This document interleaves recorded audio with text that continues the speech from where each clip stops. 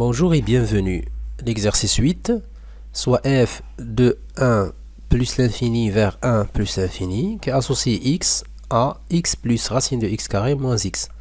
Vérifiez que f est une application, montrez que f est bijective, puis déterminez l'application réciproque f moins 1, soit g de r vers r, qui associe x à x carré plus 1, montrez que f de g de r montrer que g de r, c'est-à-dire l'image de r par l'application, par g, est inclus dans 1 plus l'infini, déterminer f en g de x pour tout x de r. D'abord, vérifions que f est une application.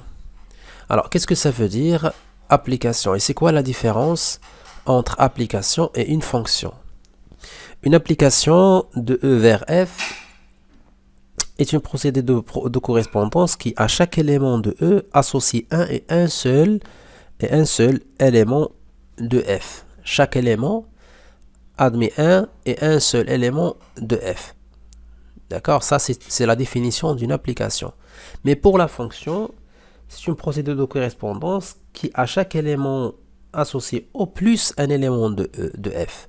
C'est-à-dire, il se peut qu'il y aura un élément de E qui n'a pas une image. Regardez ici, dans ce cas-là, dans cette figure, E, le dernier élément n'a pas une image. Parce que chaque élément de E admet au plus. Soit il a une image, soit il n'a pas une image.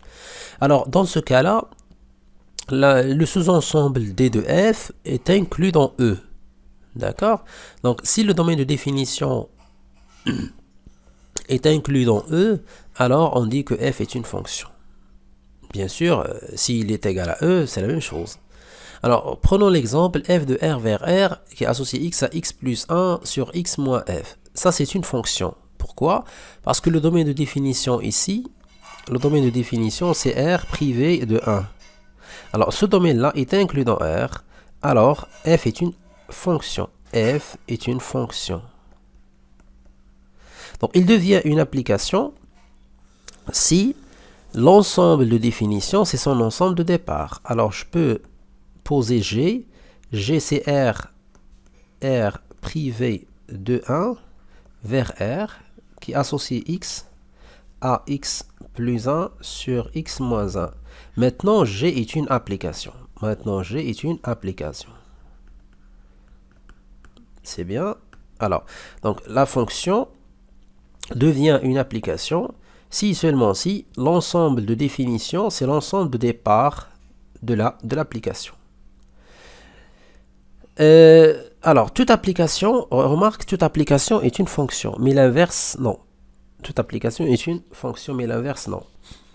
Parce que, d'après cet exemple, f est une application, mais f est une fonction, mais f n'est pas une application.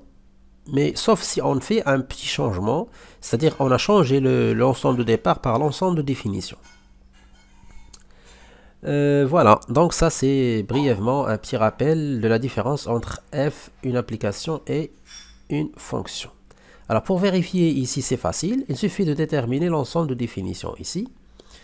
Si l'ensemble de définition de la fonction contient l'ensemble de départ, regardez ici, c'est le contraire. Donc si E inclus dans df, donc si E est inclus dans df, alors dans ce cas-là, f est une application. F est une application.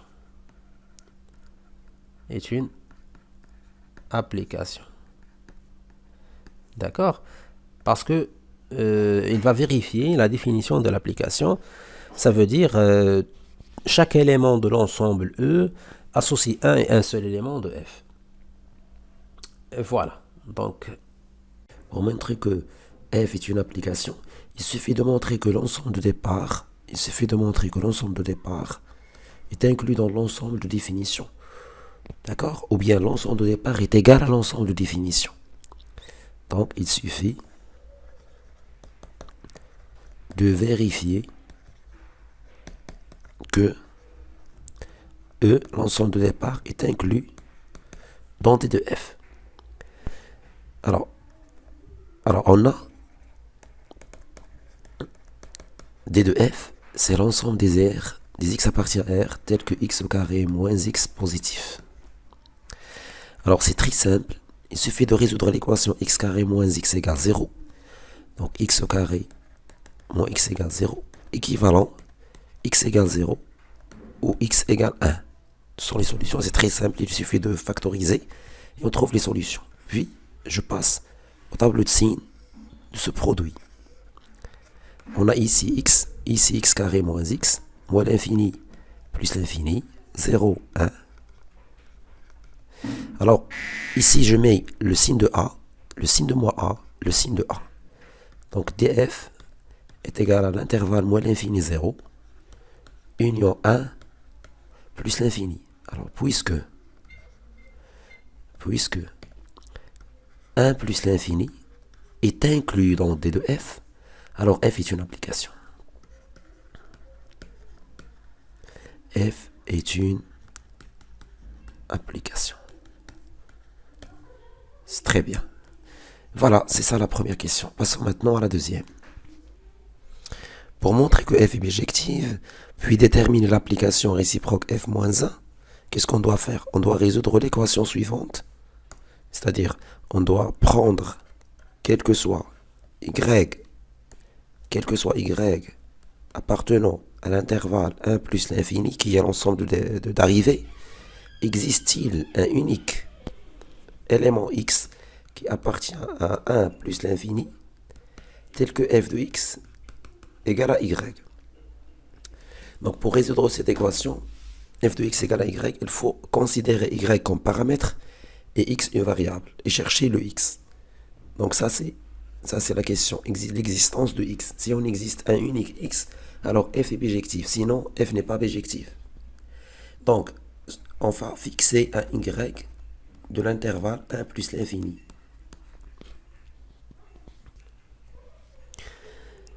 Alors, f de x égale à y équivalent à x plus racine carrée de x au carré moins x égale à y. Par la suite, ça implique, ou bien c'est équivalent à racine de x au carré moins x égale à y moins x. Implique, pour ce sens-là, il n'y a pas de problème. Nous pouvons lever les deux au carré. Mais attention, pour le sens contraire, pour écrire l'équivalence, c'est-à-dire écrire aussi ce sens-là, il faut dire que y est supérieur ou égal à x, pour que les deux soient de même signe, parce que racine x carré moins x est positif. Alors pour que y moins x soit positif, il faut que y soit supérieur ou égal à x. Maintenant, nous pouvons continuer avec les équivalences. Ça devient x carré moins x égale y au carré moins 2xy plus x au carré. On va simplifier par x carré. Des deux côtés, il nous reste y au carré moins 2xy plus x égale 0. Donc voilà. Maintenant, il faut chercher le x. Alors pour chercher le x, il faut factoriser par x. Donc ça devient y au carré moins voilà, donc je peux faire autrement. Donc équivalent à, donc j'écris moins 2xy, ça devient plus 2xy moins x égale y carré. Voilà, donc comme si j'ai laissé le y du deuxième côté, du deuxième membre, et j'ai transposé le moins xy au premier membre de cette égalité. Par suite, je vais factoriser par x. Voilà, donc le y est supérieur ou égal à le y, on a le y, alors ici y est supérieur ou égal à 1, alors 2y est supérieur ou égal à 2, alors 2y moins 1 est supérieur ou égal à 1. Donc cette expression est positive strictement. Donc je peux diviser par y. Donc x égale y au carré sur 2y moins 1. Par la suite, donc j'ai terminé ici. Alors cette expression-là il appartient bien évidemment à 1 plus l'infini. Donc j'ai trouvé le x qui est égal à une expression en fonction de y et qui appartient à 1 plus l'infini. Pour vérifier cela, il est très simple. Donc on a y au carré positif, 2y moins 1 est positif. Alors la différence, donc celui-là est supérieur ou égal à 2y. Alors c'est équivalent, on va démontrer ça par équivalence successive. Donc ça équivalent à y carré moins 2y plus 1 positive. Donc c'est équivalent à y moins 1 le tout au carré positif. Donc ça c'est toujours vrai. Ça c'est vrai. Donc notre expression de x en fonction de y appartient effectivement à l'intervalle 1 plus l'infini. Donc la conclusion, quel que soit y appartient à 1 plus l'infini, il existe un unique x qui est égal à y au carré sur 2y moins 1 appartenant à 1 plus l'infini, tel que f de x égale à y, donc f est bijective. La troisième question est G est défini de R vers R. On associe x à x carré plus 1. Alors petit a, montrons que G de R est inclus dans 1 plus l'infini. Donc il suffit de prendre un x de R, d'accord, et vérifier que G de x est inférieur ou égal à 0. Donc il suffit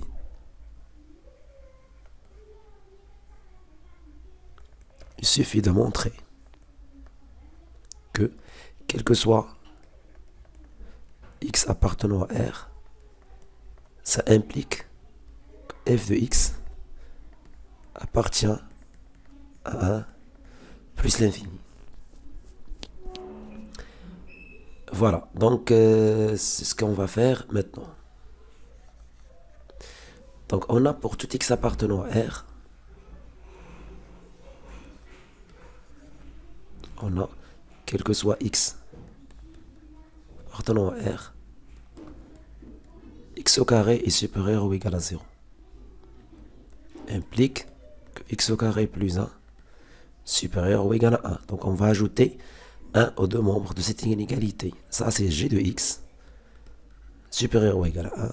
Ça implique que g de x appartient à l'intervalle fermé 1 plus l'infini. Donc g de R est inclus dans l'intervalle fermé 1 plus l'infini. Alors maintenant, petit b, montrons en la vérifiant, déterminant, gérons f de x pour tout x. Alors, f rang g de x, c'est la composée de deux applications g et f dans cet ordre. Ça s'appelle g, f rang g. Donc, f rang g, c'est f de g de x. Alors, f de g de x, bien évidemment, il est défini. Donc, je peux calculer g de x. Calculer f de g de x, parce que g de x est déjà inclus dans 1 plus l'infini. Donc, notre fonction composée gérant f, f et g, c'est-à-dire f en g, est bien définie. D'accord? Parce que g de x, il appartient à df. Alors, le domaine de définition de f, en fait, c'est moins l'infini 0 union 1 plus l'infini, mais ce qui nous intéresse, nous, c'est l'ensemble de départ.